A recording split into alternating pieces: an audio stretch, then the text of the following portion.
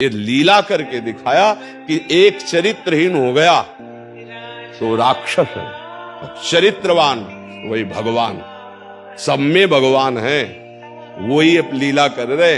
देखो, हम अपने चरित्र को पावन रखें, हम धर्म से चले, नाम जप करें, तो कहीं भी आपके अंदर नकारात्मक भाव आपको परास्त नहीं कर सकता। ये हमारा अध्यात्म का अनुभव की बात है। नहीं तो क्या कर दिया जाए जिससे आप बच सकते हो? सोचो, आपको क्या मिल जाए? एक ऐसा शब्द बोल दो जिससे आप निर्भय, निश्चिंत और निःशोक हो सकते हैं। एक बोलो कि ये मिल जाए तो मैं बिल्कुल निश्चिंत हो जाऊंगा और आज से कोई कामना नहीं करूंगा।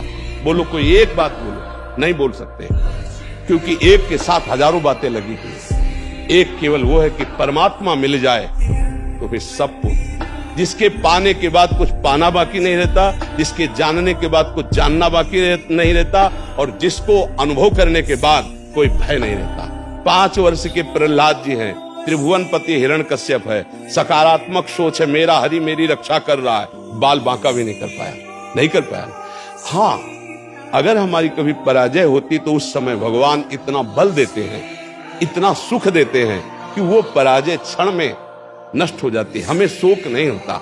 देखो, बड़े बड़े भक्तों को पराजय का मुख देखना पड़ा। धर्मराज युधिष्ठिर अभिषेक हुआ, इंद्रप्रस्थ के सिंहासन पर चक्रवर्ती सम्राट पद पर बैठे, कपटियों ने कपट करके परास्त किया।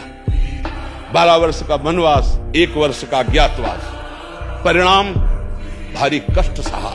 ऐसे महारथियों को छुप के रहना पड़ा, लेकिन परिणाम फाइनल पे आइए तो चक्रवर्ती सिंहासन पर महाराज युधिष्ठिर ही बैठे, उनके कुल में कोई नहीं रह गया, सब विनाश को प्राप्त हो गए।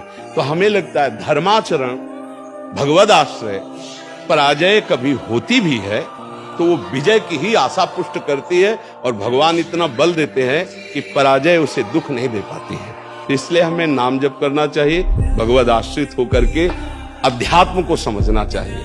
आज हमारे नवीन बच्चे अध्यात्म को नहीं समझ रहे, तो बड़ी आचरण में बड़ी अपवित्रता आ चुकी है। आप देख लीजिए कैसे कैसे गंदे अपने जीवन को इन अवगुणों से युक्त कर लिया गया, व्यसन, व्यभिचार।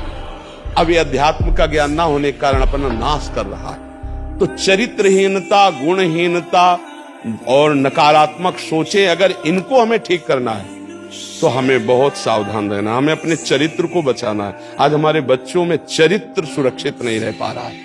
आज बच्चों का जीवन बड़ा संकटपूर्ण जा रहा है। बात पक्की समझना, हमको जब ऐसी बात आती है तो हम दुखी होकर के बोलने लगते हैं कि आज हमारे राष्ट्र का जो ये नवीन भविष्य है, ये संकटपूर्ण परिस्थिति में जा रहा है। गर्लफ्रेंड, ये बॉयफ्रेंड, ये व्यसन, ये इनको चैन से नहीं रहने देंगे। नवीन अवस्था के बच्चे हैं, जब गंदे आचरणों में फंस जाते हैं, अब उनको ब्लैकमेल किया जाता है। वो अपने माँ बाप से बता नहीं सकते कि दूसरे से कहने घुटते रहते हैं, और अगर ज्यादा घुटन आ गए तो अपने आप को। तो इसलिए हमें लगता है अध्यात्म को समझा जाए और नाम जप करते हुए चरित्र पावन रखा जाए। आपका इसमें कोई संशय? आप अच्छे आचरण वाले बने, खूब नाम जप करें और धैर्यपूर्वक विश्वास रखें कि भगवान मेरे साथ हैं। अगर कभी ऐसी हार या पराजय या दुख आता है तो हम उसको सहने के लिए धैर्यवान रहें। हम उसमें इतना निगेटिव न सोच जाए कि हमारा जीवन से ही निराशा हो जाए। आज हमारे बच्चों में बहुत जल्दी इतना सोचने की क्षमता आ गई है कि अब तो यार जीवन किस काम का। कहीं कोई ब्लैकमेल कर रहा तो जीवन, अरे हमें लड़ना है। हम कल भी कह रहे थे कि बच्चों को चाहे माता पिता से दोस्त जैसा व्यवहार करें, और माता पिता को चाहिए कि बच्चों से दोस्त जैसा व्यवहार करें। दोनों आमने सामने बैठकर उनके हृदय की बात को जाने और उनको दोस्त की तरह सपोर्ट करें, तो आगे बढ़ सकते हैं, वो दलदल में फंसे हुए निकल सकते हैं। नहीं तो कई ऐसे गंदे बच्चे होते हैं जो अच्छे बच्चों को अपने विषय जाल में फंसा करके उनके जीवन को बर्बाद करते हैं। बकाया नकारात्मक सोच के लिए नाम जप बहुत जरूरी है। चाहे आप स्त्री हो, चाहे पुरुष हो, चाहे गृहस्थ हो, चाहे विरक्त हो, जब तक नाम जप नहीं करोगे, आचरण पवित्र नहीं रखोगे, तो वास्तविक सुख का अनुभव नहीं होगा। नाम जप बहुत आवश्यक, इसलिए हम सबसे प्रार्थना करते हैं, नाम जप करो, शराब मत पियो, मांस मत खाओ, पराई माता बहनों की तरफ गंदी दृष्टि